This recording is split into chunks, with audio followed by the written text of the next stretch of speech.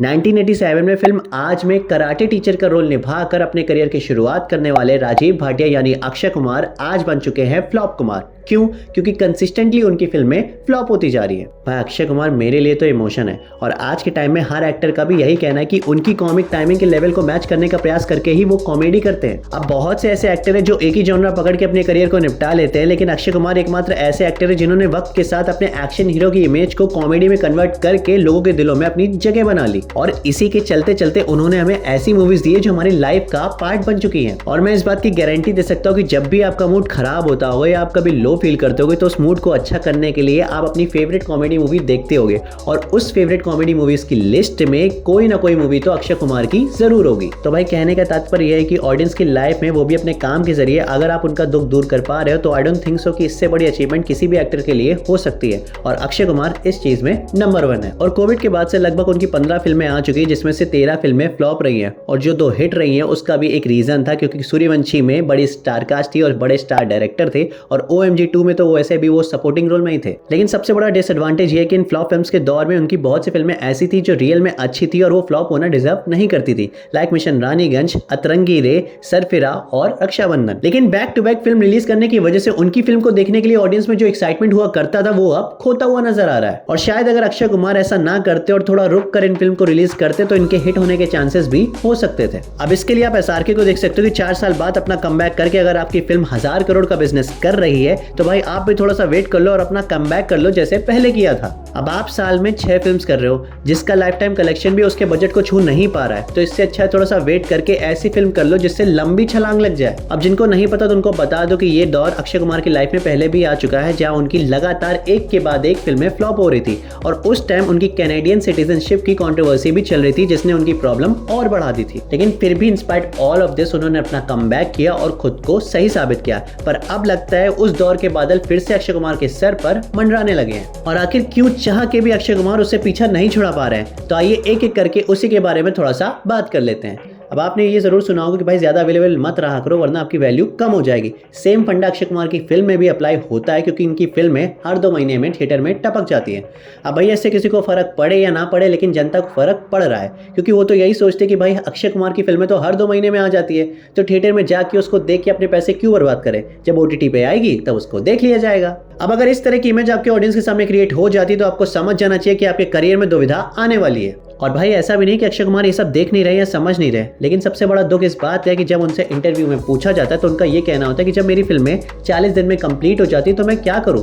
अब लोग चाहते हैं कि मैं साल में 2 फिल्में करूं। अब 40 × 2 = 80 मतलब 80 दिन और 365 दिन होते हैं साल में, बाकी दिन क्या करूं, नंगा घूमूं घर में। अब इसको सुन के तो यही लग रहा है कि भाई अक्षय कुमार अपने एक्टिंग करियर को 9 to 5 की जॉब समझने लगे हैं कि भैया 9 बजे आओ, काम करो, 5 बजे निकल लो और यही रिपीट करते रहो। अब इसके चलते उनकी फिल्म्स हिट हो या फ्लॉप उनको मतलब नहीं। लेकिन जाने अनजाने ये सब करके अक्षय कुमार सबसे बड़ा लॉस तो खुद का ही कर रहे हैं क्योंकि क्वालिटी के बजाय क्वांटिटी चुनने में उन्होंने एक चीज करना तो छोड़ ही दिया और वो है अपने कैरेक्टर में जान डालने के लिए एफर्ट करना। अब 2022 में आई सम्राट पृथ्वीराज चौहान मूवी के लिए मेकर्स के लाख कहने के बावजूद भी उन्होंने असली मूंछ नहीं रखी, जिसको देख के साफ यही लग रहा था कि भाई वो किसी भी तरह बस मूवी को निपटा रहे हैं। और इस फिल्म का बजट लगभग 300 करोड़ था जो सिर्फ 90 करोड़ की कमाई करके बुरी तरीके से फ्लॉप हो गई, जिसका ब्लेम भी मेकर्स ने अक्षय कुमार पर डाला और शायद जो करना सही भी था। भाई सोच के देखो, जो एक्टर 150 करोड़ रुपए चार्ज करता है एक मूवी के लिए, वो अपने कैरेक्टर में जान डालने के लिए एक मूंछ तक उगाने के लिए तैयार नहीं है। इसलिए हर मूवी में उनका लुक ऑलमोस्ट सेम ही लगता है और उनकी परफॉर्मेंस देख के भी यही लगता है कि भाई उनको बस जल्द से जल्द मूवी खत्म करनी ताकि वो दूसरी मूवी शुरू कर सके। और डायरेक्टर और प्रोड्यूसर अक्षय कुमार की आदत जानने के बाद भी उनको अपनी फिल्म में कास्ट करते तो भैया सबसे बड़ी गलती तो आप ही की है,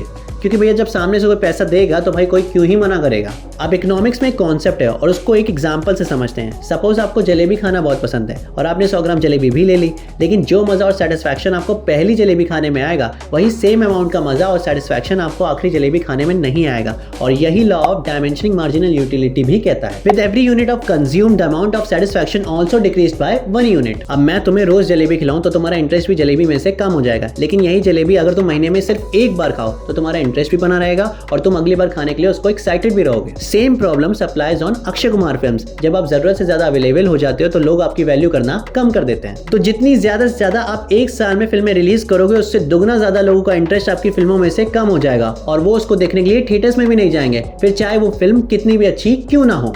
और अगर आप साल में 2 मूवीज़ भी कर रहे हो तो उन दोनों मूवीज़ की स्क्रिप्ट सोच समझ के चूज़ करो, अपने रोल को प्रिपेयर करने के लिए टाइम लो, एक बार ऑडियंस को आपको मिस तो करने दो, उनको अपनी वैल्यू रियलाइज तो करवाओ ताकि वो सोचने के लिए मजबूर हो जाए कि भाई बहुत टाइम हो गया और अक्षय कुमार की कोई मूवी नहीं आई। एक बार थोड़े दिनों के लिए कहीं से गायब तो सर जी, फिर देखो ऑडियंस कैसे झक मार के आपको थिएटर में देखने के लिए बेताब हो जाएगी। और तब के टाइम में अगर आपकी फिल्म की स्क्रिप्ट एवरेज भी हुई तो मे भी चांसेस है कि आपकी फिल्म चल जाए, जैसे सिंग इज ब्लिंग। और वहीं आज के टाइम में आप ज्यादा से ज्यादा मूवी डिलीवर करने के चक्कर में और ज्यादा से ज्यादा नोट छापने के चक्कर में लगे रहोगे और हर दूसरे महीने में थिएटर में टपक जाओगे तो भैया ये सब कैसे होगा। मैं ये नहीं कह रहा कि अक्षय कुमार की ही फिल्में फ्लॉप हो रही हैं, और भी एक्टर हैं जिनकी फिल्में फ्लॉप हो रही हैं, जैसे कि आमिर खान, ऋतिक रोशन, सलमान खान, लेकिन इनकी फ्लॉप फिल्म का कलेक्शन भी उतना होता है जिसमें अक्षय कुमार की 5-6 फिल्में हिट हो जाएं, क्योंकि ऑडियंस उनके स्टारडम को जानती है और ये भी जानती है कि भाई इतने कलेक्शन से उनका भला नहीं होगा, उनको हिट कराने के लिए ज्यादा कलेक्शन चाहिए। तो अब ये देख के खुद ही अंदाजा लगा सकते हो कि भाई आपका स्टारडम किस लेवल तक नीचे आ चुका है, और इसके जिम्मेदार कोई और नहीं बल्कि आप खुद ही हैं, क्योंकि एक तरफ आप फूफू करने के लिए मना करते हैं, वहीं दूसरी तरफ आप पान मसाला का ऐड करने लग जाते हैं।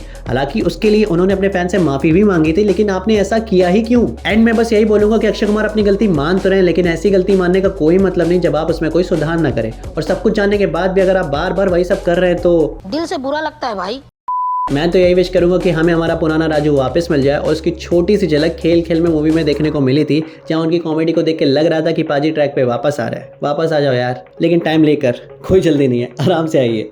खैर ये तो थे मेरे थॉट्स उनके डाउनफॉल को लेकर। अगर आपको कुछ और लगता है तो प्लीज़ मुझे कमेंट करके ज़रूर बताइएगा। बाकी मिलते हैं अगली वीडियो में। Till then bye bye and take care.